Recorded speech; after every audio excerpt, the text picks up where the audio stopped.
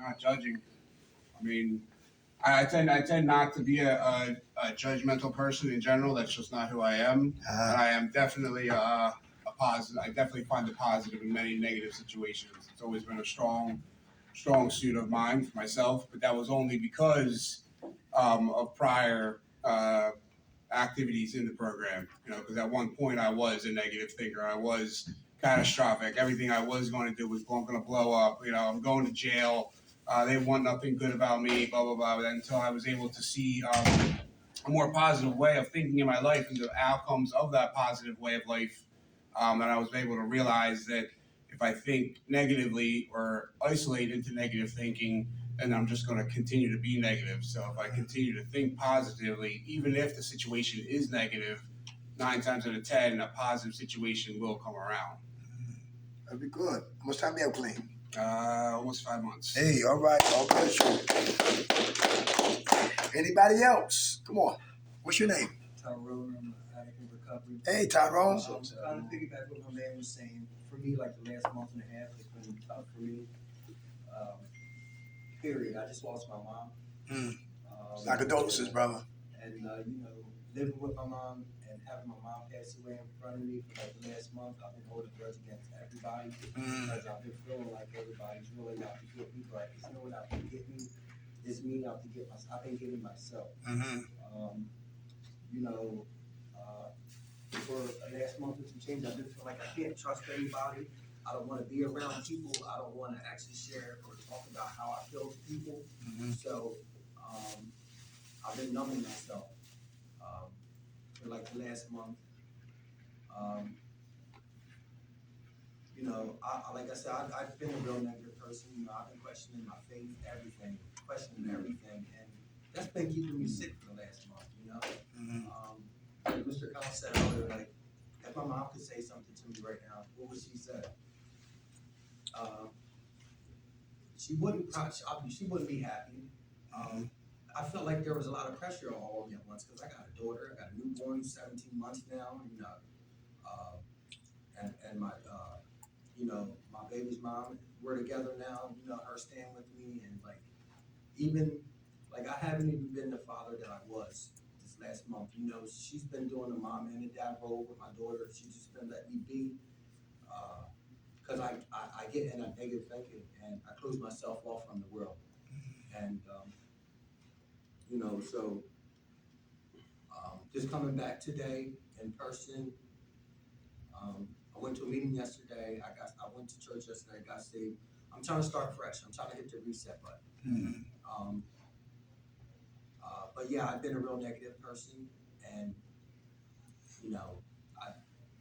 I don't know. Somebody look at me wrong, I'd be ready to snap. What you looking at? Like I just been on edge, and it's not anything that someone's done. It's me. It's been my thinking. It's been where I put myself in this dark hole where I feel like nobody understands and I don't want to reach out or talk to anybody. But between yesterday and today, I'm ready to open up and talk about some things. It's good. It's good. And I'm trying to leave the negative part, the negative thinking, the stinking thinking alone, and not judge myself, not beat myself up, because that's what I do, and then it becomes a repeated cycle. So between yesterday and today, I don't know, I had kind of like a epiphany kind of thing on Saturday night, and it's crazy because my daughter's mom is recovering that, and she's doing really well, and she's really been sticking by me. We had a good talk Saturday night when I was going through my pain, going through some old pictures of my mom and stuff like that. I lived with my mom all my life, so losing her and accepting all the responsibility that she left behind and dealing with all the paperwork, and trying to get things in motion to get I'm a beneficiary, trying to get these bills paid. I've been trying to do everything I can to make money the right way. You know what I'm saying? And sometimes I feel like everything I do is wrong or is not good enough. But once again, that's that negative thinking. So between today and yesterday, I'm ready to come out my shell, and I'm just ready to. I'm ready to get past this thing, and I'm done numbing how I feel, and I'm done closing myself off to the world because it's going to set me up to blow me up. You know what I mean? And don't know. I'm ready to change. I want to change, and it's time for me to be more present with my family and my little one. You know what I'm saying? So these are the things that I've been going through for the last month. Because my mom just passed away last month, so all this is still fresh, but I'm not ready to give up. I'm gonna keep walking forward, and I'm gonna try to look at the positive things out of life. You know, and I'm done questioning why I'm here. You know, so I guess it's better that I buried my mom rather than my mom burying me. So, but I'm here today, and I got 148 hours. So. Hey, all right. God bless you. Our condolences, brother. How old was your mom? Oh man, she just retired in 2021, 67, 68, and all this just came out of nowhere. I mean, her health has been up and down since she's retired, like breathing and stuff. But you know, she's the one where when I was working and my daughter's mom was working, that's who our babysitter was with the baby. Because me and my daughter's mom, we both live at the house with my mom, and like, you know, I can never fulfill her shoes. And for the, you know, when all this was first going on, I felt like, damn, I gotta try to do everything she did and how she did it. I can't. I can only do things how I can do it and when I can do it. So, you know, with all these bills and everything now, it's all up to me. I'm ready to change jobs. So, you know, I got a lot of things to work on. It's going to be a process, but I'm here to take it a day at a time, and I want to try to set up for my future right now. So, I'm not here to give up. I'm not here to run from nothing. And I don't know. There is a God. So there's somebody out there. Like I said, the last month I questioned everything. All right. And I don't know. I just didn't feel like why me? You know, poor me, why me, blame me, you know what I mean? And then me being an addict too, dealing with my family who's never been an addict or been incarcerated. You know what I mean? Being judged by them too before even all this even started. You know what I mean? Like I've been judged by my family for years. You know, I'm 42, so I even gotta let that go right now. You know, right now, I need to focus on number one, staying clean. Number two, being a father to both of my girls, and get these bills paid, and just being happy with the little bit that I do have. So, it could be worse. I could be out there in Kensington out there hustling, shooting dough, whatever, but I don't know. I'm just here to hit the restart button and to listen. And if it don't apply, let it apply. Okay. Thank you for sharing that, brother. Yeah, that's where I'm at today. All right.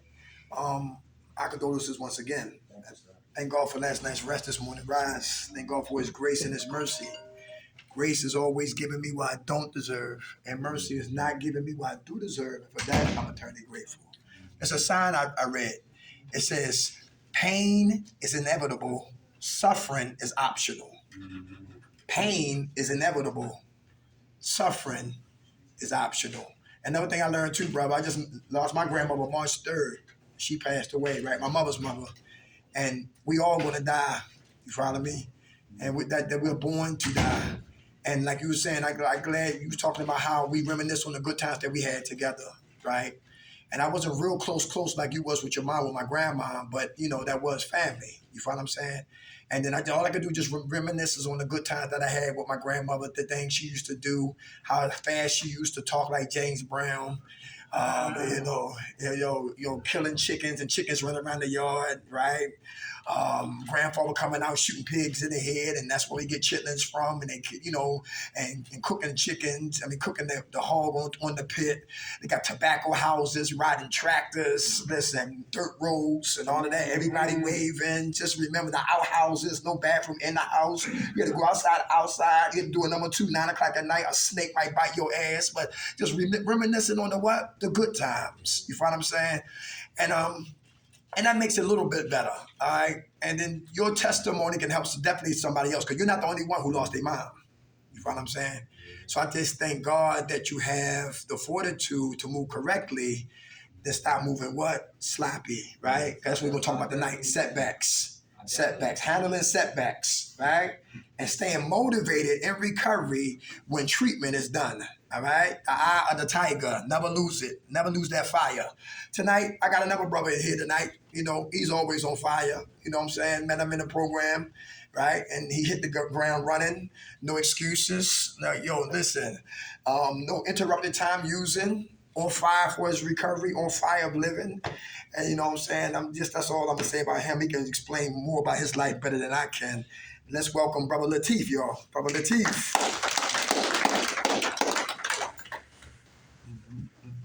Oh, what's up, everybody? My name is Latif. I'm an addict. Oh man, I'm honored to be here, man, and just have an opportunity to share with you brothers. I don't know, man. Derek likes bringing me along. He the guru. You know what I'm saying? I'm just the sidekick. So, but I want to offer the brother my condolences, man, for a death in the family. Like I can't even imagine what that's like. You know, if I can say anything, and it might sound corny, but you had an opportunity to build a relationship with your mom and get to know her, right? Me, I didn't have that opportunity. You know, my mom got killed in front of me when I was 5 years old. So I think about what conversations with her would be like, spending time with her would be like, her loving me, caring for me, nurturing me, teaching me would be like. You know what I mean? And because of that, there was a big void that I was trying to fill with everything, you know, for a very long time. So if I could say anything, man, to encourage you, one is that you had that opportunity in that time, and two is I salute you, man, on how you carrying it. You know, you talking about it, sharing it with other people. Pain shared is pain lesson, they say. And if nothing else, man, that kind of like lets some of the pressure off. You know, kind of helps you deal with it, helps you process it in a positive way and in a safe environment. Because you're right, you could be somewhere shooting dope right now. You know what I'm saying? Rolling the dice with your life, but you choosing to participate in your life right now. And that's the difference. Like, so Derek was talking to me earlier today, and he said the homework assignment was accountability, right? Was one of the assignments. So the best thing I can do is tell you how I take accountability and responsibility for my life, right? Um, so basically, man, that trauma dictated how I moved all my life. It dictated the choices and decisions I made.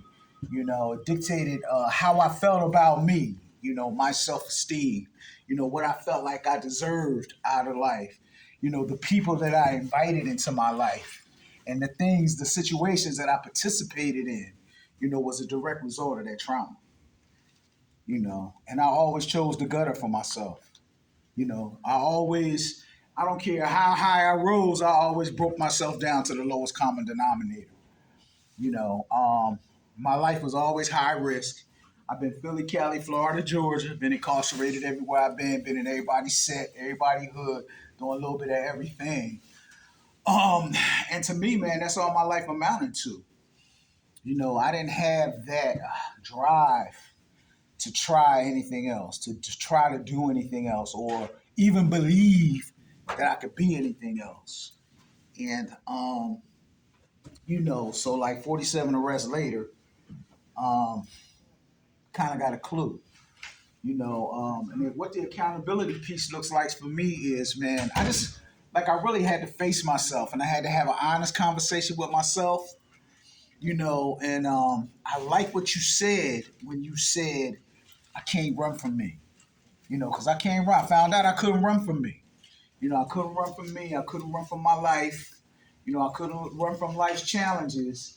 You know, and I had to have an honest conversation with me. And one of them was, you know, am I going to continue to allow what happened when I was 5 years old continue to control my choices and decisions? Continue to control my happiness, you know, continue to control the level of success that I might be able to achieve, you know, 40 something years later, 50 years later. Am I going to continue to allow what happened in 1970 to control what happens in my life today? So that was an important conversation that I had with myself. You know what I mean? Um, the other thing was, so that was taking accountability, ownership, and responsibility. You know, it's like whatever I got to do to get past that, you know, that emptiness, that void. Because how it affected me was, shit, man, I was always looking for a mother's love and a father's love. Because my father went to the penitentiary, my mother wasn't here anymore. And I was looking for that in everything and everybody, in every situation. You know, and to be with me without a drink or a drug or anything to medicate me was pure hell, man. I just didn't know what to do with me, you know, and that feeling, that emptiness, right? So I gravitated towards anybody that would shake my hand, that would listen, that would say, you could be part of this, you know, and all of those things. I looked for all of those things to validate me. Um, you know, and I had to kind of meet myself where I was at. Okay, you have made a whole bunch of negative choices and decisions, and they have landed you in a bunch of negative, you know, bull crap, and a lot of years of your life are gone, and you ain't gonna get them back, you know. But if you continue on this path, you know, it could be 10 more years, 15 more years, you know, 20 more years, and what are we really gonna do? You know, what can we do, right? Um, God, grace, and His mercy, man, I was introduced to this fellowship and I was introduced to a therapeutic community. Kind of saved my life, man, because even though I was stipulated there by the courts and didn't want to be there, after a while, I started to hear some things that I could identify with, some things that made sense for me, and that I was able to use, you know, on a real practical basis, you know, for my life. I too found the desire to want to live. You know, that's like my main thing. Like other people say they like, yo, man, I got clean first and I decided I wanted to live. That's not my story. You know, my story is I fought with, I struggled with, I wrestled with, like, why am I even here? And why do we continue on in this process of life? And can it just be all over? But I ain't had a heart to take my own life. You know, so I could just continue to perpetuate the same nonsense that didn't make sense over and over again. You know, um, I used to put it in my arm and take it into my chest at the same time. You know, my brain would wobble, and I thought that was cool. You know, I was in a truck that flipped like 3 times. I remember it flipping one time, and the witnesses were saying, "Damn, I thought they was filming a movie," and I thought that was cool. You know, because I got out without a scratch. And I ain't had nothing but a drop of blood on my new sneaks. I was like, yo, you know, like I'm invincible. You know what I'm saying? 6 foot tall and bulletproof. You know.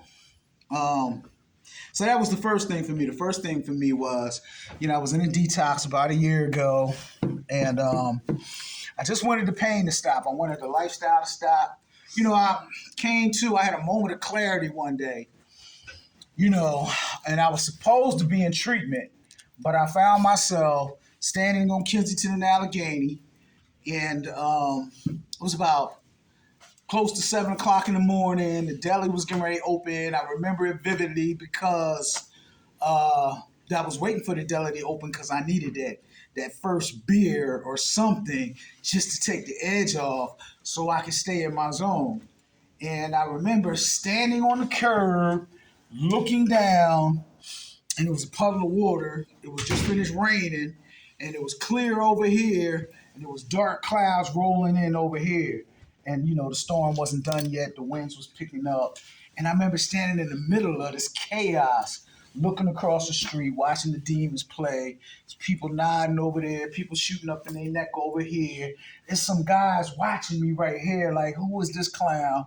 And I ain't never seen them before, and they ain't never seen me. But I'm acutely aware that they focus is on me. Like, who is this guy? Like, you know what I mean?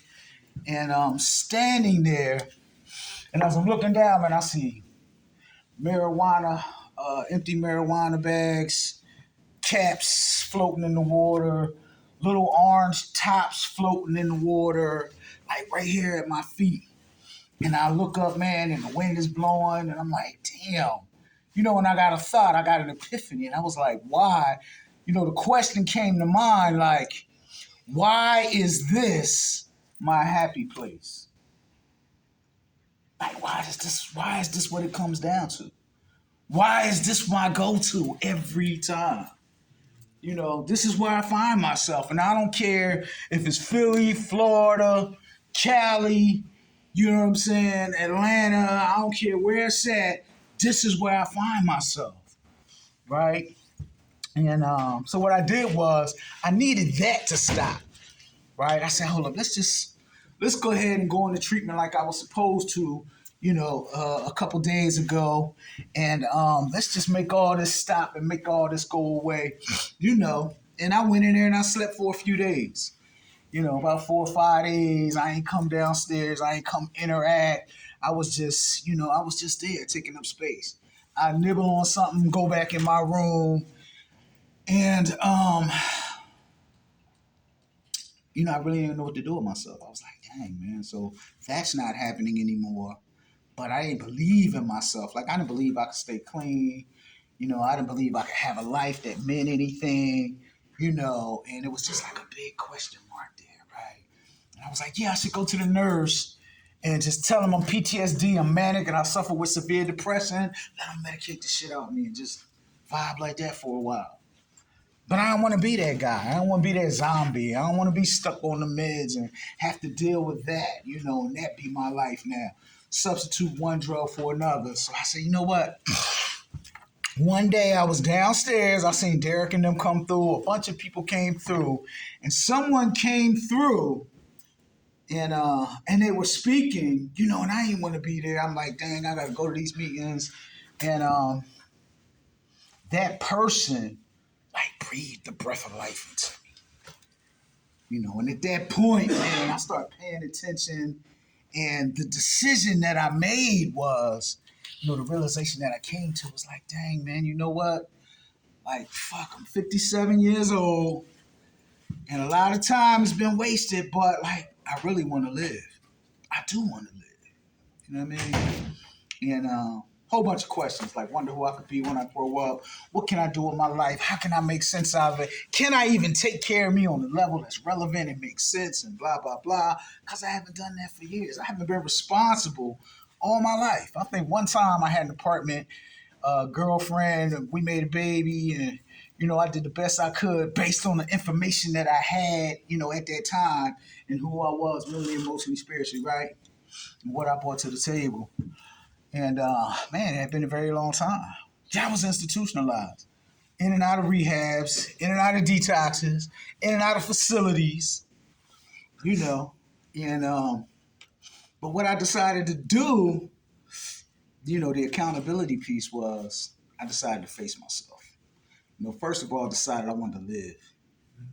That was huge for me. Staying clean was a byproduct of me deciding to live, right?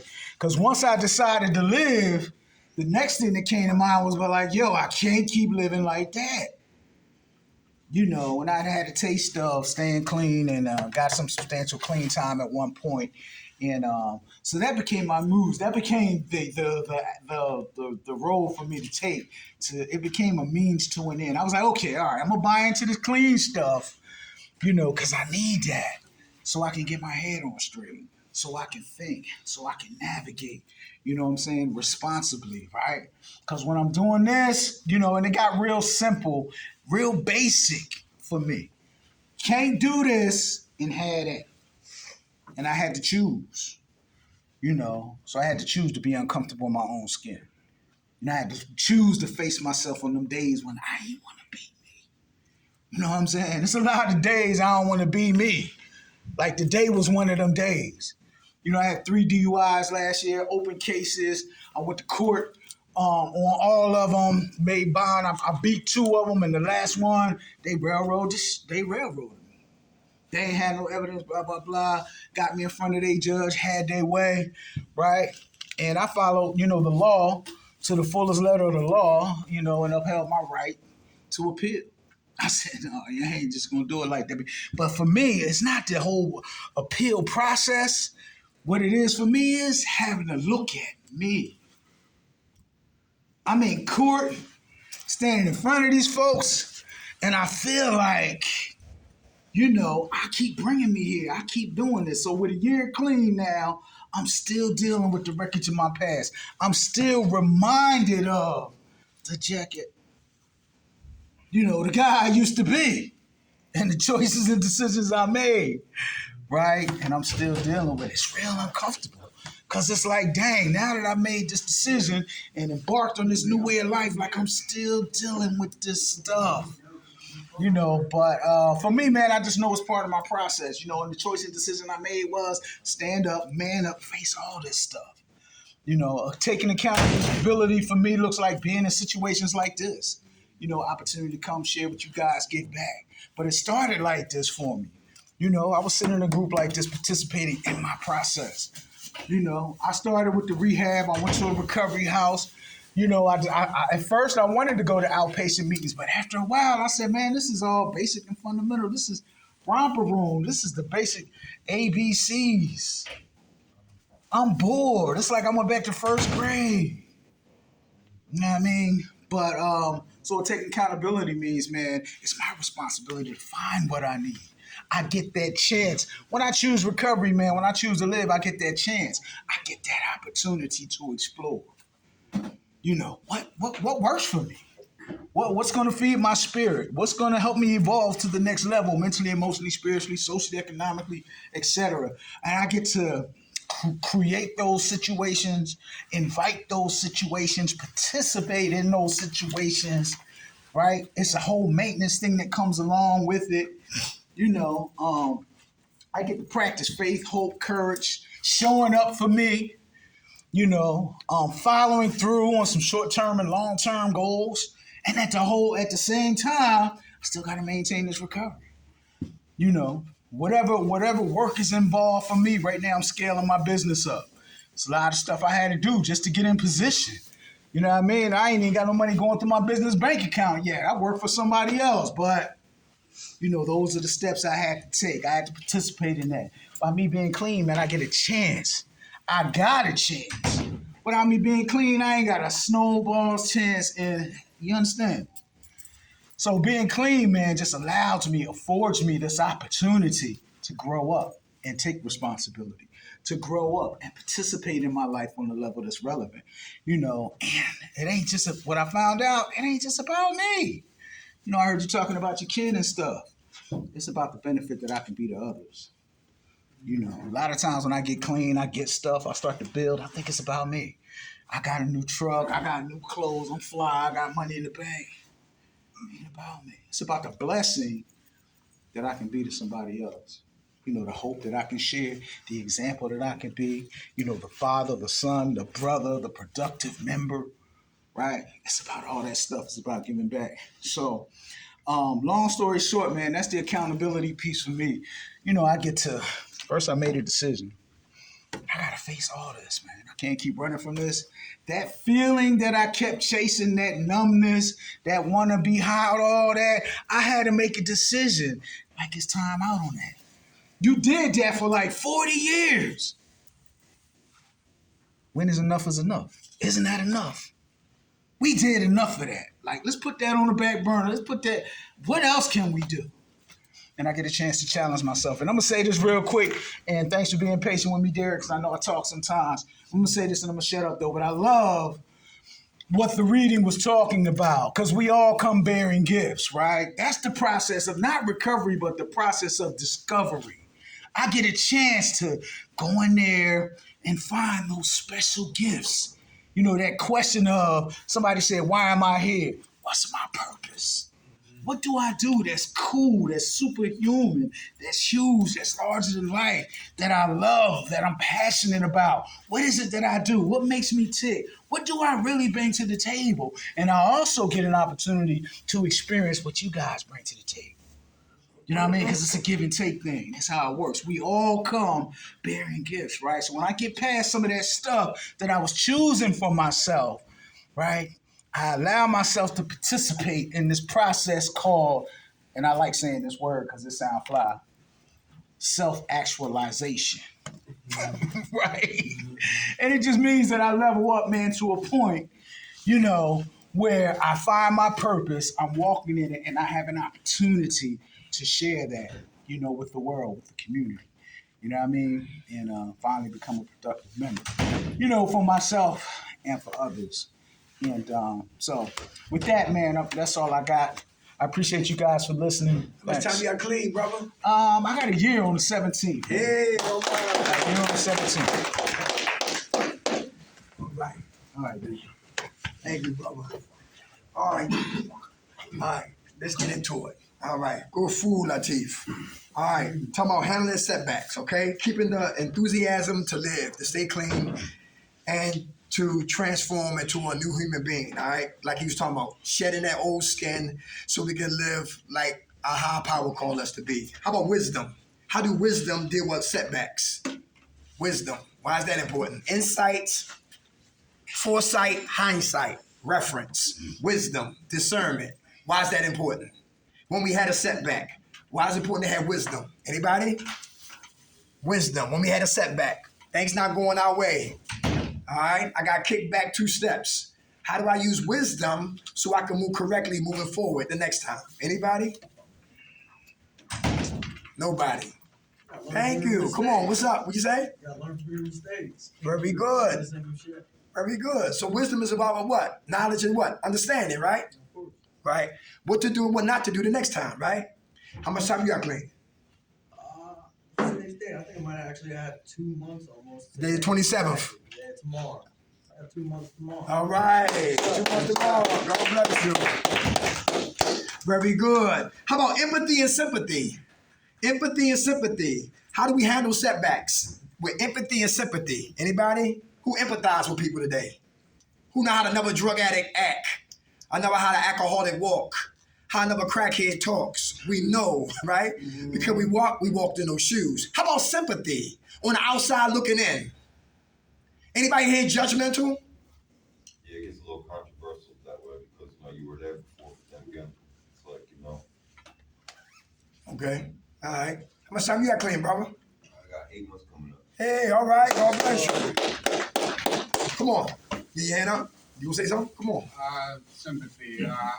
You can use that. I mean, so you hear the word sympathy and you hear, oh, that's a negative word. Uh-huh. You hear sympathy.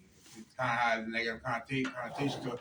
But you can also sympathize with someone that's an addict who's going through, who's having trouble, and then you can sympathize with them by trying to help them and show them in a better way. And if you can't directly help them, you can just show them.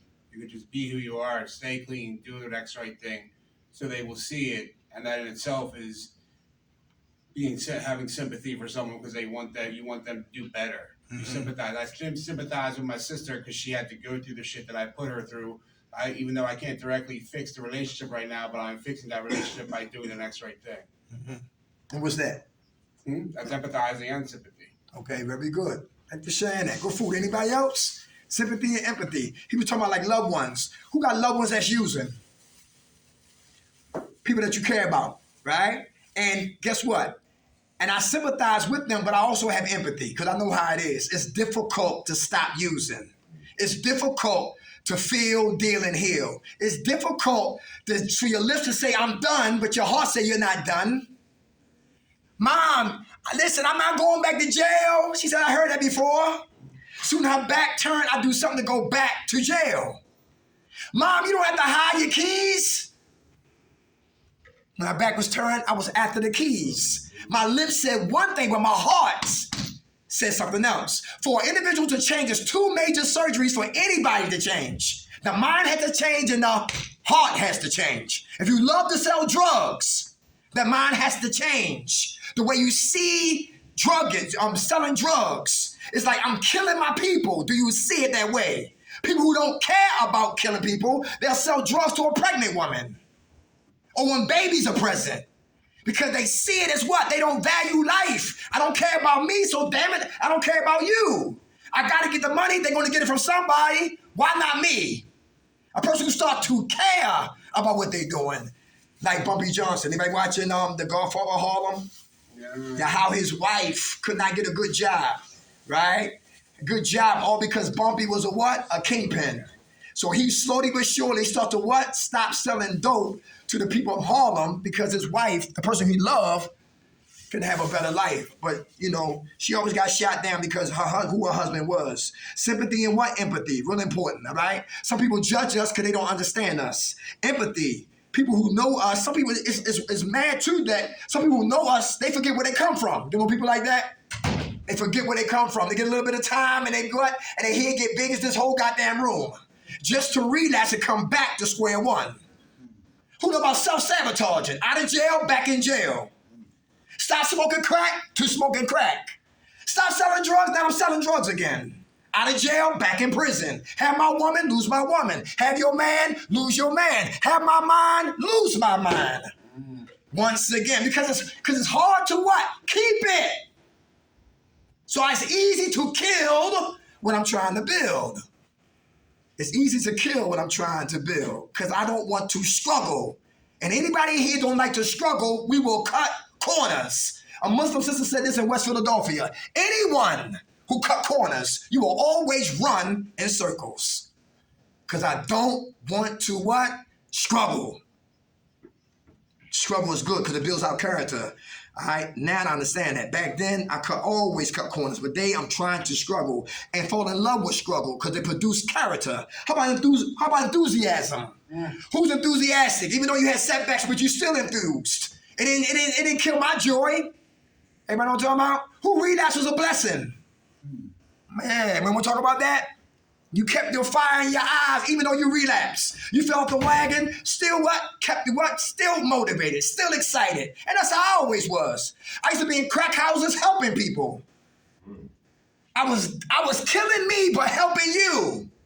Enthusiastic about living. I was trapped on a plantation of active using. I was done. I was tired. I didn't know how to stop.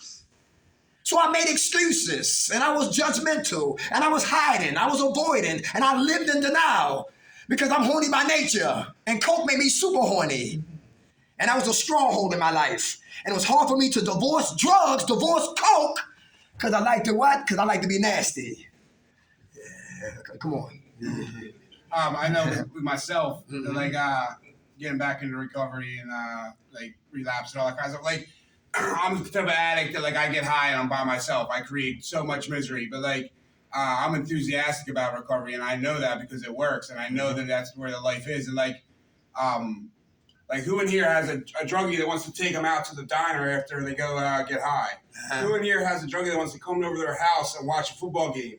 Who in here has a guy that they get high with that will go outside and fix their car with them when you ain't got no money for them? Come on. But like every person in my life that's in recovery will do every single one of those things without a drug. Come on. Like I don't need money. Like I've gone to meetings, broke as can be, just coming back off the street. I've seen it with my own eyes. And people, you go to the diner afterwards, you go to Phillies games, you go to football games, you go everywhere. And like nowhere else in my life have I ever seen anything like that happen. Not a single place.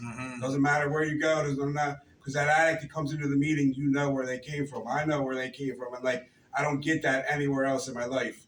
Like until I was able to like be honest with my home group members and honest with the recovering addicts in my life, like then I was able to build relationships. And like now, like I came home from rehab, and like I've been in this home group that I was at for like 2 years, but I had never been to a person's house. They had never been to my house, and like I got to watch the Super Bowl at their house for a week. You know what I mean? Like people in my life. Like now we go out to dinners every time after the meetings. Now they ask to call me in the middle of the week. We talk all the time. And like, that doesn't happen just, anywhere else in life. It doesn't. And that's where the enthusiasm is. Come on. That's the enthusiasm. That's where I get the people that want to be part of my life. Not because I'm giving $1 to them, because they want to see me succeed. They want to see me do well. Yes. Like I got a buddy, my sponsor. He's my sponsor. He's nuts, but just as nuts as I am. And like he had this road rage accident, and he somebody hit him, and he got road rage and chased this guy off the road. And he's in an $80,000 big truck, letters on the side of it, all that kind of stuff. And who does he call to fix the mirror? $950 mirror. His sponsee, a person that works on cars my entire life. Like not that it's nothing, but like, and he's telling me, "Can you write me the invoice? Can you give me the estimate?" Like, like I don't want nothing for it. I'm just gonna put it light in for him, whatever. I don't care about the money. It means nothing to me. But like that's the kind of stuff that only happens in the rooms. That'd be good. Go food, brother. Everybody hear that? Everybody hear that? Enthusiasm. Very good. And then look, at nighttime, some people are not enthusiastic to come to group. I understand that, right? But I love when people talk, even though you're tired, and break through the tiredness. And when you start to talk, you start to feel better.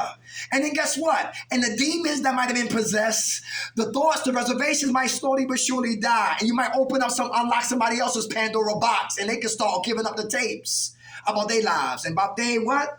About their misery, and try to turn to a tragedy into what? Triumph. Staying enthusiastic in spite of what life throws my way.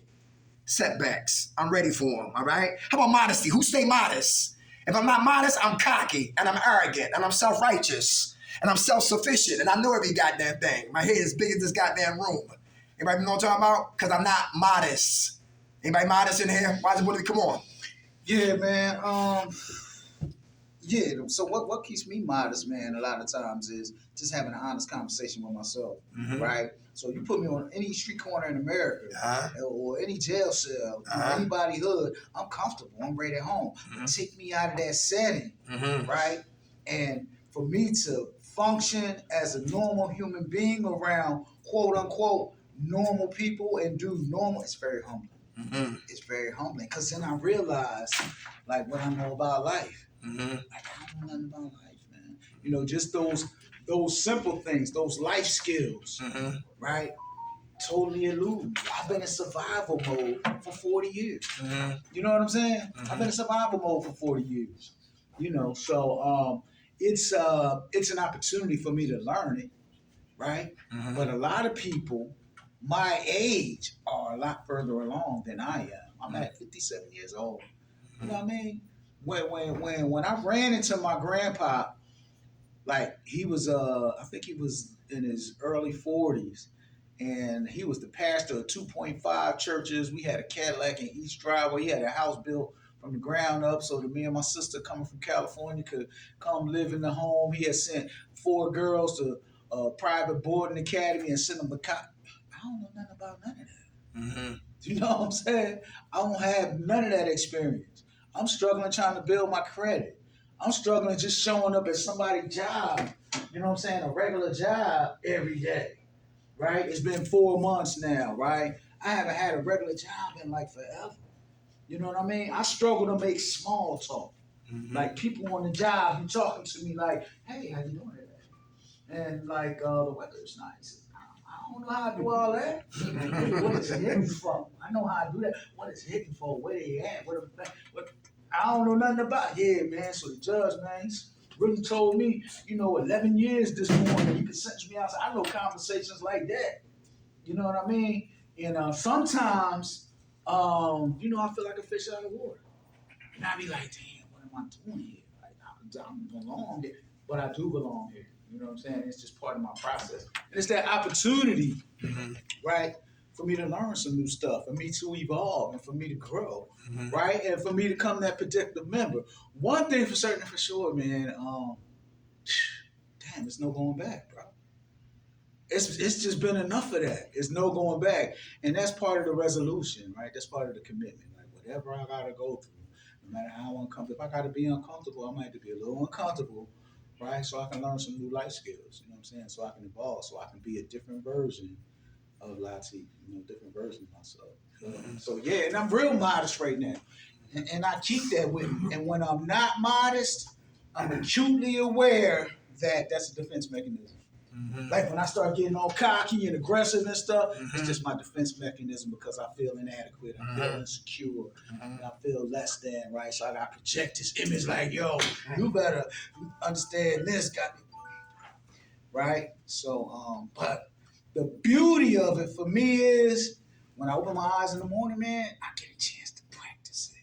I ain't got to be perfect at it. I ain't got to know everything, but I get a chance to learn some new stuff, and then I get a chance to put it in play. I can practice it on a daily basis. So in the beginning, when so-and-so came to me and they said, yo, man, it's a beautiful day outside, isn't it? And I felt a little uncomfortable, but now I take a shot at it and go, yeah, man, well, it is nice out. Yeah, man. It was 70 degrees today. Isn't that something? Like yesterday it was snow. How about that? And I might not say no more than that. But next week, they might get a whole conversation out of me because I had a chance to practice a little more and a little more, right? Just, you know, giving you a little, using that as a small example. You know what I mean? But like it's bigger than that. Like I just got my first apartment that I had in a long time, and I'm looking at the rent like I gotta do this every month. That's Cause I'm used to them saying, "Yo, it's time to eat, man. Come down here and get you a plate." You know, yo, you gotta turn the lights off. You can't take no shower at 2:00 in the morning. You gotta go back to your. See, I'm used to that. I can't even imagine having a mortgage right now. Yeah, but I know it's coming. I know it's coming. You know, it'll get greater later. Some bigger things later. But yeah, thanks. Gotta stay modest, y'all. Good fool, Latif. Gotta stay modest. I give God all the glory. I don't kidnap God's what? Credit. All right? Because it's just God working through me. I'm just an instrument being used by God. He gets all the credit. And when I don't give him the credit, then I get the credit, and then I start you know, there's an explosion. How about gratitude? Who's grateful today? Who got gratitude? What happens when we lose our gratitude? We get the attitude and get the case of the what? And what come after that? We go get high. Come on, your hand was up. You grateful today? Absolutely. About what? I'm grateful I got a roof over my head. I got a support system going. Uh-huh. I'm grateful I'm doing the next right thing. Okay. I'm grateful I'm here right now. Very good. For chance I might not be. Awesome. How much time you got clean? I'll have 90 on Saturday. Hey, all right. God bless. Gratitude. Stay grateful. Who complaining here? Who complaining bitch all day long? Nobody? That's what I've been doing the last month. All right. That shit. Okay. I'm All right. being honest. Okay. It's not so much. There's no way around it. Yeah. Not really complaining, but just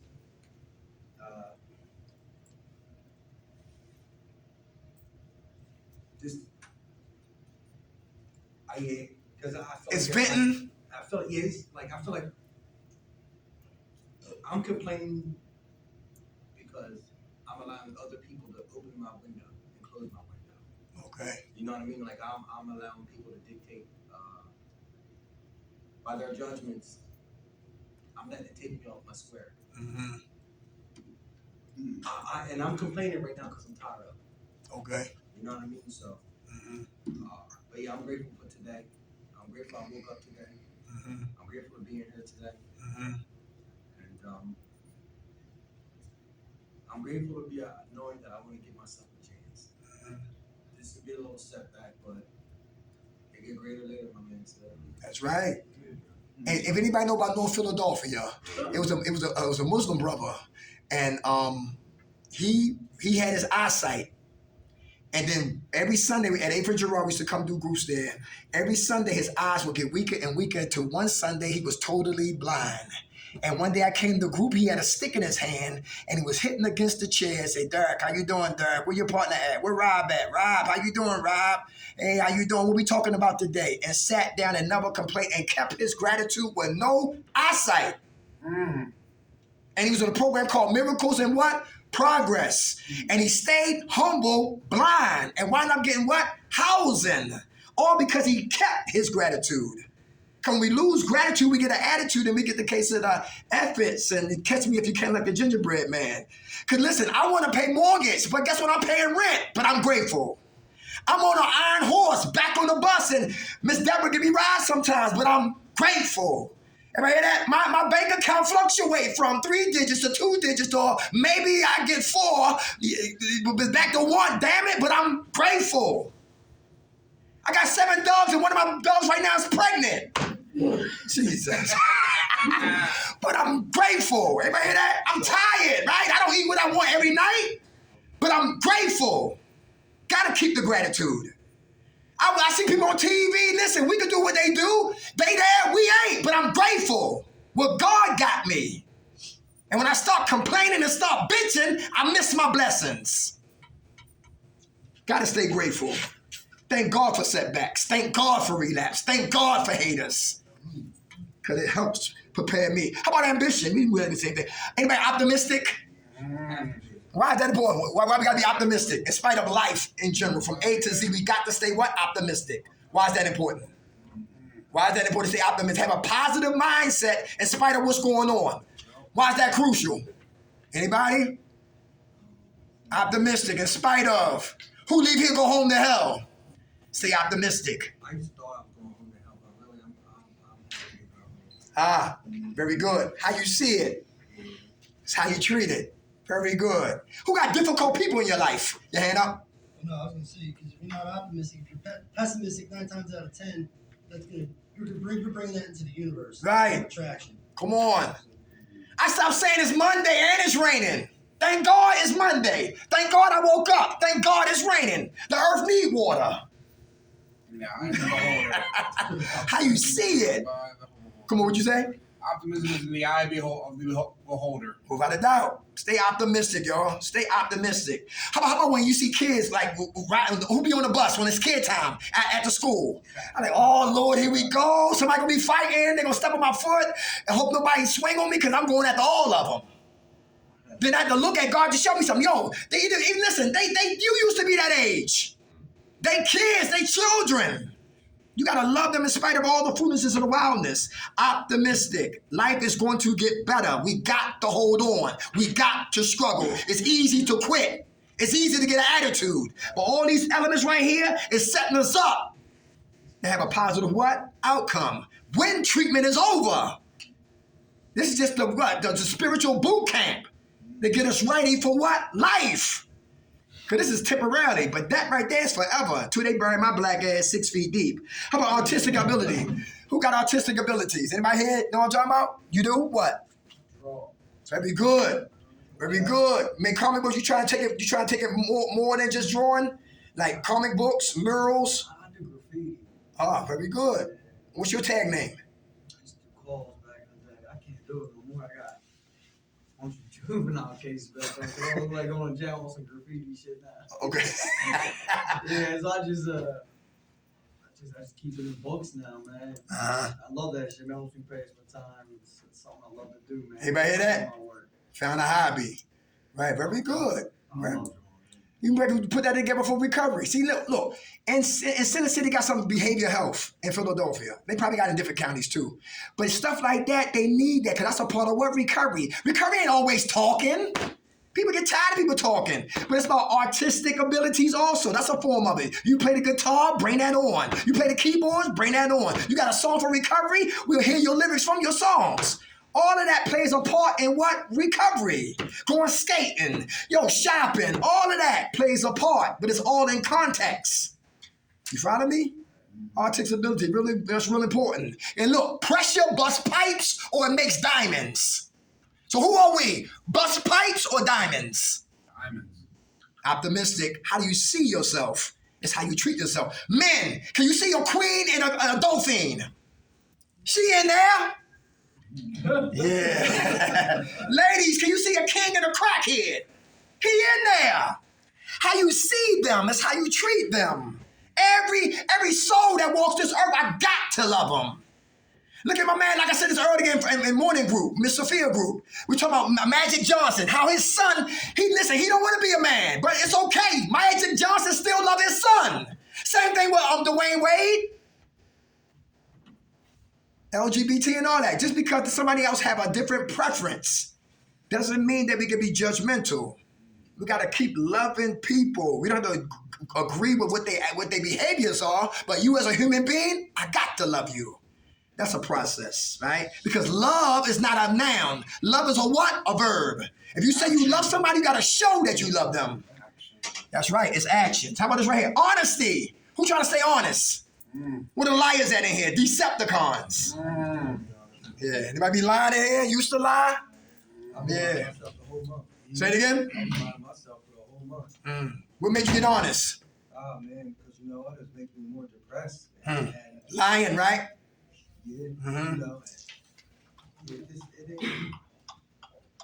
I don't know, man. Like I said, these last couple days, well, yesterday and today, I have to be honest with myself. I'm tired of hurting myself. I'm tired of going backwards. And I'm not living in a fantasy world. I'm living in reality. There's nothing wrong with feeling pain or hurt. And I don't like to feel neither. And of course, what I was telling you about the situation, so I kind of been allowing that to kind of dictate the last month. But I'm working on taking a different approach at things. Okay. You know, my health and my mental health is very important right now. And, you know, I want to put that faith back in my higher power again. You know, I kept questioning myself, asking why. And there is no explanation. If things happen on life's terms, I would know I wasn't prepared. It's always been the biggest fear from day one of my life. And, you know, I have to accept it. And I can't change it. I can change how I go about the process, though. I don't have to keep hurting myself or numbing myself. It's not making things any better for me. It keeps, like you said, spinning that circle, right? You know, Recycling insanity. yeah, and that's what I've been doing, beating myself up. I'm done with that, you know, and I did it too much, too long. I had enough. So, and I deserve to give myself a chance, get back on the horse, you know. So, That's what's up, brother. Look, my father's sneaky. That's why my father's sneaky, right? My mother hide things. You feel what I'm saying? My son ain't smoking no coke. Yes, he is. Shut up. Stop lying, Ma. Your son is getting high. You feel what I'm saying? I grew up phony. I always lied. I was hanging with pimps, but I was a counterfeit pimp. Hanging with killers, I was never killing nothing. Hanging with hustlers, I was a little hustler, right? But I always was trying to find me. So when I was laughing when there was nothing funny, dancing when I didn't hear no music, got you in my car and I didn't want you in my goddamn car, I would tell you yes when I wanted to tell you no. Because I was trying to find me and I wanted everybody to love me. And that means being phony to me, to lie to you, to be something I never was. So it was hard for me to get what? Honest. And to hear another man get honest in the room, I said, I like that.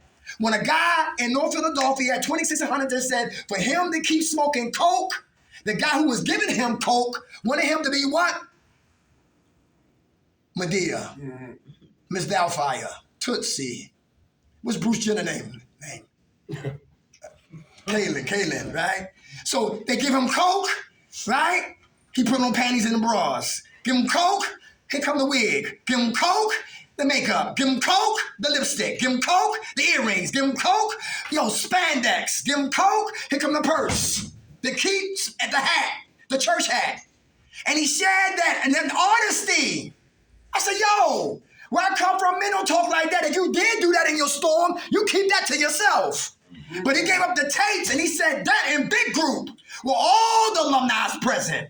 And he didn't give a damn. But he was the most freest man in that place on Friday night on the Boom Boom Room because he got honest. And he talked about something that the average man would go to the grave. I think I know what you're talking about. I think he came to Malvern and spoke about it. He probably did. He died. He passed away.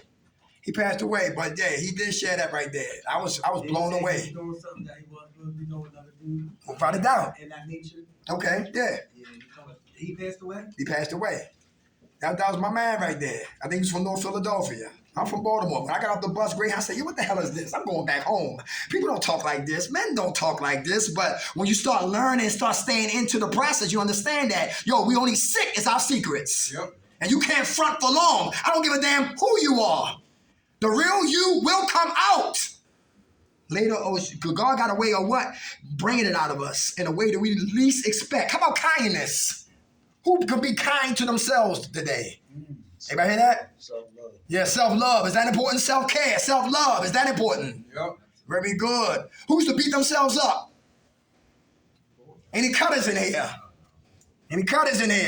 How about bulimics and anorexics? You know what I'm talking about? Driving whole ass at 90 miles per hour with the lights off, with no seatbelt on. You know what I'm talking about? Having sex with no condom on, with strange people. You know what I'm talking about? Self-hatred. You know what I'm talking about? Trying to die the slow way.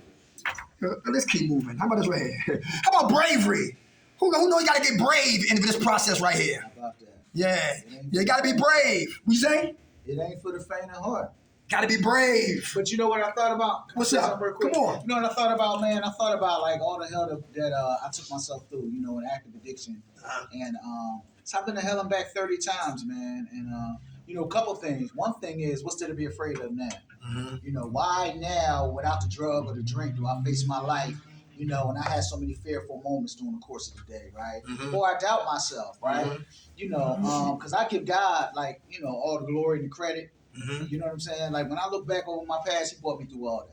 You know, I talked about my mom getting her head blown off when I was 5, and a whole bunch of the things, you know, abuse all the way up through childhood, and then, you know, taken to the streets, being dumb as a brick, you know, and all the things that happened to me, for me, about me, and the things that I did, you know, to others and to me, you know, and I'm still standing. You know, I told you guys I had 48 arrests on my record, and I'm still standing.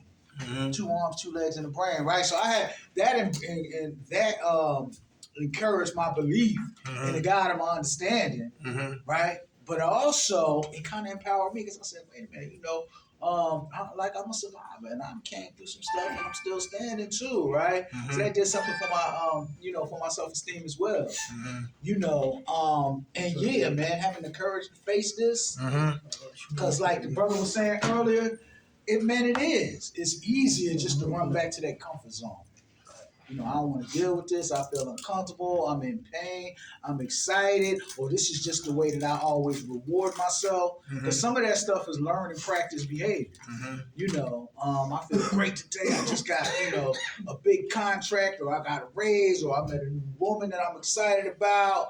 And boom, let me get that Heineken. You know what I'm saying? It don't be the drug. It don't be the heroin and the coke right off. You know what I mean? It don't be the mileage, the pills. It be, let me get that Heineken. Just, you know, I can. You know what I'm saying? 3 days later, I'm in handcuffs on the side of the road, like, you know what I mean? So, yeah, that takes a lot of courage just to hold on. Everybody hear that? Road, continuing to use those coping skills and coping mechanisms, continuing to plug into my support network, continuing to have that self-talk, you know, that part, like, man, I should just go get me, because I'm banged up. I ain't gonna go broke this time, you know, and having that self-talk, being able to say, no, that's not what we doing. We ain't on that. There's no going back. You know, just to have the courage to keep, like, pushing forward, man, and see what the next episode brings. You know what I'm saying? But it's not all, like, gloom and doom and white knuckling. You know what I'm saying? Like, for me, I learned to enjoy this process. What's the next episode gonna bring? Not just financially or monetarily, you know what I'm saying? But how I'm gonna grow in this process. What growth is it gonna encourage in me? You know what I'm saying? Mentally, emotionally, you know, spiritually, right? Because I get the chance to work some of those, you know, mental, emotional, spiritual muscles out that I hadn't in the past, because the drug was the crutch. You know what I'm saying? That stunted my spiritual, mental, emotional growth and development. You know what I mean? If nothing else, man. See, if I start looking at it like I gotta grow up, and I look at it like I get a chance to grow up. You know, it's all about, like you said, perception, that self-talk. What I tell myself and what I choose to believe. Because my life is based on my belief system. What I tell myself and what I choose to believe.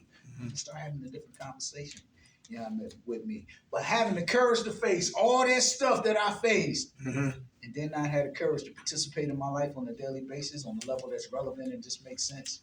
You know what I mean? So what I got to do is I got an opportunity to just practice, you know, a practical application, just the basic stuff. Buy yourself some clothes, get yourself some drawers, feed yourself, put some money on your bus card, have some bread in case something go wrong. You know what I'm saying? The basics, show up for your recovery. Show up for your recovery. You know what I mean? Make a meeting. Right? Put your hand up. Put your hand up. Because I sit in the back and don't say nothing the whole time. You know what I mean? Put your hand up. Participate. Get some identification going on. Take off the mask. Let some people know, you know what I mean, what's really going on. Right? Because it says that the therapeutic value of one addict helping another is without parallel, right? That's right. Right? And it's a couple things there, right, that I missed in the beginning. One of them was, I was just looking at the other addict like, yeah, he the best defense to another addict, you know what I'm saying, the best help. But the word that I missed was therapeutic. So I'm going to all these doctors, psychiatrists, blah, blah, this one, that one, being prayed over, et cetera, et cetera, et cetera, right? But the therapy that I seek is going to come from another individual like me. That healing process, the person that's going to help me see some stuff and identify and feel and deal and heal is another recovering addict. So the help is in these rooms with us. Mm-hmm. You know what I mean? The book say in desperation we sought help from each other. Mm-hmm. That's deep. That's deep. All the time I thought the help was the rehab. I thought the help was the psychiatrist. You know what I mean? I thought the help was detox. I thought the help was the imam, the reverend, the whomever. The help right here with us, man. We each other's savior. That's deep and it's empowering, right? Because it opens some doors for me. They say, yo, man, this all the help you need right here, bro. Like, start participating. Interact with your fellows, with your folks. And to top it off, this your family. This your comfort zone. This your family. This the folks you're going to see. This the folks you see when you out there. This the folks you see when you locked up. This your crew. You can relate. You can identify. See how simple it get, how easy it get. Like, oh, my help is right here. So yeah, but that courage piece, man, just having the courage to finally grow up, man up. You know what I'm saying? And the opposite of what he's talking about is fear. Who's afraid of the what? Who's afraid of failure? So you don't try. I'm afraid of success. Anybody know what I'm talking about? Right. Who understand that, bro? And who understand that people who don't want to have the courage to risk failing will always run for themselves. Is that true? How many men in here shop for weak prey? I used to. Because I didn't like to I feared what? Rejection. So I always get a woman who had no backbone, a woman who had no standards, a woman who couldn't say no, a woman who didn't have what? She looked through men through the eyes of her what? Her pop. A woman who just want a hoagie, a loose cigarette, a goddamn hand soda, and listen, that's about it. A woman who sleep on a mattress of mediocrity. A woman, guess what? Who just thought it was like she was at Disneyland just because I pulled out my paycheck, whatever like that. And that's the woman I dealt with, but it helped me stay sick. Because I was afraid, not knocking her, but I was afraid of the woman who had intelligence, who had wisdom, who had common sense. She was a Muslim, Surah 4. She was a Christian, Proverbs 31. A woman with substance, a woman who didn't need my chump change or my penis. A woman who could stand alone, a woman who had wisdom and tenacity and fortitude and resilience and wouldn't sugarcoat my mess. Feared a woman like that. So I always shop low and I always got what I got. After the but, now what? Fear is real. And a lot of times, that's why a lot of us can't recover because we are afraid and we won't say it. I'm afraid to stay clean. I'm afraid to do something different. I'm afraid to get a legitimate job. I'm afraid to get somebody or deal with people I don't know. Like he was talking about the language. They ain't talking slang. I'm afraid to get my education. I'm afraid to get my GED. I can't read or write, but I can cuss your ass out. I'm afraid. And we only sick as our secrets. And until I admit that I'm weak, I can start to get strong. Because weak men become strong when they expose their weakness. And strong men stay weak when they hide their weakness. Fear is the opposite of bravery. Got to be brave for this process right here. How about common sense? Common sense always show up after we stop using drugs. Is that true? You stop shooting, don't stop smoking coke, doing crystal meth, uppers or downs or whatever like that. Common sense come. Now, I should have bought me some toilet paper. I don't even got no goddamn socks. I should have bought a brush on my goddamn hair. I didn't even get a haircut. I'm hungry and I'm ground shopping for cigarettes. Common sense always show up after we finish what? Using drugs. I knew I should have put a condom on. I knew she burning. I saw blood. Let me keep moving. Let me keep moving. Who love to learn? Who love to learn? Who love to learn? Everybody, I love to learn. Yep. I don't know everything. Yep. I sit back in the cut and what? I'll let these ears, what? Operate. Here's another thing too about me, what I used to do. I used to take my ears off of here and put them down here. Anybody catch that? I used to take my ears off of here and put them down here. And if a woman be talking about, hi, I've been raped and I've been molested and I got abandonment issues and I'm scared, I couldn't hear her because my ears were down here. She said, listen, I need help and I need assistance. And do you know about housing? Do you know about a recovery program? Do you know about transition? Do you know Mommy Me programs? I can't hear you, sis. My ears are in the right down here. When you talk about the Carlisle Hotel, which is closed down, the Blue Moon, which is now shut down, or in a hotel you want to get busy in the woods or the back of a car, now I can hear you, because now you're talking my language. But they say if you don't listen to your woman, guess who will be? Another man. So to take the ears down here and put them back up here, lock them in tightly, and start listening to start learning. That's a process. But I love to learn. I don't come in to talk black, because everybody here ain't black. I like rock and roll music. I like Nirvana. I like the Red Hot Chili Peppers. And listen, I know about the Pope when he got shot, and they got y'all to take us like he was from Turkey. Why they shoot my man? What's the guy from India? He was half dressed naked. Gandhi. Peaceful man. They still killed him. I don't come in to talk black. It's like I study different things to be a little bit universal so nobody feel marginalized. I love to learn. And when you love to learn, listen, you'll be learning to what? We die. And the mind is open, so I'm ready for setbacks, and I understand why I fell. And this time I'm trying to get it better. How about discipline? How about financial discipline? Who loan people money and they don't even got a job? Anybody done that before? Mm-hmm. Discipline, financial discipline. Who spend? And listen, you're like, damn, I should have paid. I know one guy, he paid for what? What did he pay for? He paid for the cable, but he didn't pay Pico. Anybody guess that? That's ass backwards. Now you listen, you pay Comcast, but you got no goddamn electric. That's ass backwards. Money, discipline, financial discipline, very important. Learn to save for another day. My stepdaughter, she's saving right now for a car, and she's serious, and that's how she got her other first car with tinted windows and all of that, because she saved her money. Ain't nobody giving no handout. She got her money. She got her car on her own. How about emotional discipline? When you get stopped by the police, who here go off on the cops? Or do you humble your ass and give them your ID and insurance? You know what I'm talking about? That's important. Because you can get murdered. Is that true? Without a doubt. Discipline is so important. Social discipline, financial discipline. How about sexual discipline? Is that important? Yes, it is. Discipline. When a man is disciplined, he's what? When a man is disciplined, he's what? Very good. Very good. And there's security. How about this right here? Independence. Who ready for independence? Anybody? Oh, we probably are living independently. Who knows dependence prepare us for independence? Is that true? The counselors, they help me. I depend on them to get independence. The therapists, the counselors, the techs, I depend on them. For what? Independence. Real important. Dependence prepare us for independence. Who's curious? Anybody curious about anything? Who's suspicious? Or people doing good deeds for you? Anybody got trust issues in here? Trust, he's up to something. She's up to something. Good people don't do that. Normal people don't just give you money. You know what I'm talking about? Normal people just don't give you a ride. They up to something. Anybody like that? Anybody suspicious like that of everything? Okay, all right. How about open-mindedness? Who mind open today? All right. Why is it important to keep your mind open, brother? You got a lot of blessings in disguise, so you gotta keep your eyes open. Like, I remember you saying one time, you gotta help people out too. Keep your hands open, keep your blessings back. So I try to. Very good. Very good. Keep your hands open. That's right. That's God's economy.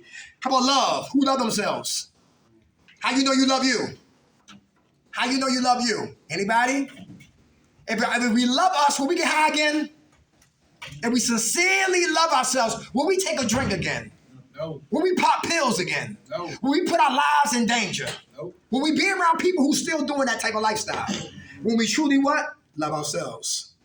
Real important. Self-love is everything. I'll start to love me today. My pointy nose, I didn't like it. I want a sausage nose, but God gave me a pointy nose. I could pick lock with this nose. The Facetian hairline. And listen, like George Jefferson off of the Jeffersons, right? But I love my Facetian hairline. I got dentures. I love my dentures. I love my gray hair. I look like Frederick Douglass some days. Listen, I love me today.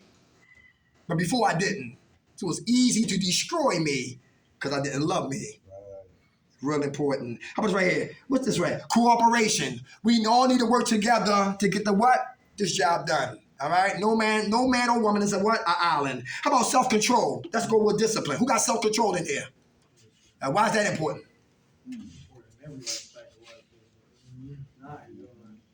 Self-destruct, basically. It's like causing chaos in your life. Without a doubt. You ever had a woman who always like to argue with men and to put our lives in? My life is crazy. My ex-wife was that way. Beefing in his face. Look, who you think you talking to? And he didn't even mess with her. I said, somebody smack you in a circle, I ain't come to your rescue. Because she will start trouble. You hear what I'm saying? I got my man to back me up. No, you don't. I ain't dying for no foolishness. Check this out. God showed me this. A woman's foolishness connected to a man's ego will get somebody murdered or hurt. Let me say that again. A woman's foolishness connected to a man's ego. Where he at? What'd he do? And she's the one that's what? Wrong. Can get somebody killed or murdered. That's real. Because I like bad girls, and bad girls do bad things. And you'll die with a bad girl. You know what I'm talking about? Let's keep moving. What's this right here? What does it say? Humor. Oh, why is humor important? We got to laugh. Who's super serious in here? Your lips so tight, they about to fall off your lips. Because you can't laugh. Anybody ain't like that? So serious, you can't laugh. Humor is important. We're humans, we ain't no goddamn robots. Is that true? Got super serious. I know people like that. They mad at the air. They mad at the washcloth. They mad at their skin. They mad they woke up. They mad at their toothbrush. They mad at the toothpaste. They mad at the water. They mad at they look at themselves in the mirror. They mad at they woke up this morning. They mad at the car. They mad at the coffee. They mad at the toast. They mad at the traffic light. They mad at the people. They mad at the neighbors. They mad. They mad they gotta go to work. They mad they get this check right here. They mad because it's Monday night. They mad. And can't find one reason to be what? To smile. Because they're always angry. Because internally, the pain lives there. And whenever we run on the exterior, trying to find the answers for the interior, we always be in another season for the same goddamn reason. Because I'm afraid of me. People, do men gossip like women? Yes. Yes! Why? Because I don't want to talk about me. I love telling me groups. I'm a hater. Say it. I'm miserable. Say it. I'm biased. Say it. I'm broke. Say it. I'm mad. Say it. Tell on me groups. Get honest. Because this is a glass house. And nobody should be throwing no goddamn stones. And if you give up the taste on your life, I don't have no energy or time to talk about him. Or to talk about you. Or talk about Kyle. Etc. Or Latif, because I'm talking about me. Easy to gossip when you don't talk about your damn self. And it's definitely set us back worrying about somebody else because I forgot about myself. How about this right here? Confidence. Everybody confident that you'll leave out of here and stay clean and come back here clean again? Very good. How about assertiveness? Who's assertive? You're angry, but you're assertive. Is that important? All right. Positive what? Energy. How about this right? Persistent. I got 15 years clean, but it only came what? Just for the day. One day at a time. One day at a time. That's all we got is today. I know people got more time than me and gave their time back. And I'm not exempt. How about what? Social awareness. Why is that important? Social awareness. Why is that important? I can't talk to him like I talk to him. Because what might make him angry might make him what? Laugh. What make him leave might make him what? Stay. So I got to watch who I'm what? Dealing with. Social awareness. Like two women, her name is Latifah. No, I'm sorry. Her name is Shaquita, and her name is what? Tiffany. And they get close. And now they no longer what? Tiffany and Shaquita. Now they a bunch of bitches. Hey, bitch, how you doing? I'm doing fine, bitch. What you been doing today? Bitch, I want something to eat. What you want to eat, bitch? How about some seafood? Yeah, let's get that to eat, bitch. And soon they get mad at one another. Now you call me a bitch? They've been disrespecting each other. The word itself is negative. You know what I'm talking about? That's why I don't play with people. What your mother named you, that's what I'm going to call you. Same thing, so we can keep the harmony. Social awareness, because people get murdered for disrespect. People get hurt for disrespect. How about intelligence? That's why we got a lot of these social media gangsters. You can't say it to your face, but they be on YouTube and TikTok. Let's keep moving. How about intelligence? How's that a form of what? How do we handle that with intelligence for setbacks? Intelligence. What does that word mean, to be intelligent? Anybody? Knowledgeable? Understanding? Think it through. Think it through. Very good. 2 more we done. Forgiveness. Who working on forgiveness? For the mistakes we made. Is that important? Who working on forgiveness? Self-forgiveness. Is that important? Yep. I saw your hand. Why is that important? And you next too, brother. Are you ready to go? Okay. No, All right. My man right here, how you doing? My name's Hector, recovering addict. How you doing? Forgiveness for me was a very big part of my recovery. I had to forgive myself for what I did. Forgive, behaviors I did in the past. That's all I got. Okay. All right. You done it? Yes, I did. Very good. You feel better? Yes, My man. How much time you got clean, soldier? I have 5 months. Hey, all right. God bless you. Forgiveness. I'm working on that as we speak, present. Okay, very good. Real important, right? If I don't forgive myself, I'm gonna keep pushing myself back. Mm-hmm. You know what I mean? And the only way to move forward is I have to forgive myself, and I have to forgive those around me if I got offended or if I'm hurt. It's me. I can't blame nobody else for my actions. Mm-hmm. So, forgiveness right now is, for me, a start in the right direction. Mm-hmm. Okay. Thanks for sharing it. You think the NFL is going to apologize to Michael Irvin? No. I seen the tape. He know he wrong, but anyway.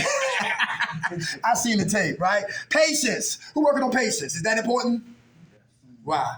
Time heals all wounds. Very good. All right. What happens when we lose patience? What can happen? Oh shit! I already lost my patience, so therefore that's why I keep going back into old habits, old routines, Uh-huh. and I'm going to ask you, how do you it's going to take time to heal this process right now. I lost the work, the love of my life.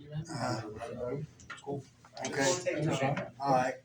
At the same time, for me, I need to. Maybe I need to feel this pain, but I'm loving myself. Mm-hmm. You know what I mean? And stop running from it. That's right. Everybody hear that? Need to feel the pain. Very good, brother. Good way of looking at it. Latif, you want to close us out, man? What's up? Patience. Why is that important for recovery? To be I patient. don't know, man. Patience is good. It's good for me to practice all those spiritual principles, first and foremost, right? Because my whole life was based on instant gratification. Mm-hmm. I wanted to change the way I felt. I got high, I got drunk, I did whatever. I was broke, I needed some money, I committed some acts that got me some money, usually, you know what I'm saying? So for me to practice patience right now, man, is patient perseverance, it's humbling, right? And it gives me a chance to grow. It gives me a chance to practice discipline, self-restraint, Come on. being focused. Yes, sir. You know what I'm saying? An honest lifestyle, Mm-hmm. right? Self-love, self-care. Mm-hmm. You know what I'm saying? One of the ways that I can forgive myself is to practice self-love right now, right? Mm-hmm. Is to allow myself to participate in situations. And this is something that I had to learn, man, based on my trauma. Like I said, I always chose the gutter for myself, and I always chose situations that were unkind to me. I always chose people that was aggressive, that was angry, that was hostile, that was violent, right? But the 5-year-old little boy inside of me was still looking for a mother's love, and for a father's love, and father's validation, right? So those are some things that I had to learn how to give myself. You know what I'm saying? And I be patient with myself. Because some days I can still choose those things, but I get a chance to practice, right? Creating and attracting those environments for Lord Eric, right? To protect him, to nurture him, to love on him, right? To give him the life that he deserved. You know what I'm saying? And what he dream of, whatever he think he can have, right? And patient perseverance is my thing right now, right? So I be patient with me, because I ain't gonna be perfect every day. I be patient with you. I be patient with this process. I've been 2 years, man, with the same DUI. Know what I mean? I'm just now going to the appeal, right? And if the court system ain't teach me nothing else, it was patience. I do the homework. I find the rule. I file a motion for discovery, file a motion to dismiss. You know what I'm saying? I had to wait to go to court. I do all the homework. I write the argument. I look for support in case law. I file a motion. I had to wait. It's all the process, right? So that's one thing that I did take from that negative situation. You know what I'm saying? And I'm able to apply now, but I have to be patient with myself first, man. And like baby steps, baby steps, man. You know. Good food. 4 things we done. Say it, mean it, believe it, achieve it. Say it, I'm done. Mean it, I'm done. Believe it, I'm done. And achieve it, I'm done. Say it, mean it, believe it, achieve it. Setbacks are set-ups for what? Success. Success. Very good. All right, yo, 2 weeks. We'll see you on 2 weeks. God willing, with a new topic. Same passion. Everybody good? All right, love y'all. Who woke us up, y'all? All right. Grant us serenity to accept the things we cannot change, the courage to change the things we can, and the wisdom to know the difference. God's will, not ours, be done. Amen. All right, y'all. Thanks for listening. Thanks for participating.